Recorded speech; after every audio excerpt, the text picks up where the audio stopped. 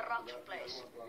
Ihan oikeesti, jos siellä katsojat, jotka pukeutuu pellenaamareihin tai kloonimaskeihin ja menee tonne ulos pelottelemaan lapsia, ne ootte muuten aika tyhmiä. Nimittäin kai te tajutte sitä, että teille ei välttämättä siitä tule traumaa eikä mitään, mutta niille lapsille, joita te säikäyttelette, niin voi tulla traumoja. Lehdessäkin on jo siitä ilmoituksia, että traumoja lapsille on tullut. Mutta ihan oikeasti, jos siellä katsojat, jotka on tehnyt tätä, niin lopettakaa heti ja kertokaa kavereillekin, jotka on tehnyt tätä, niin lopettakaa. Ihan oikeasti.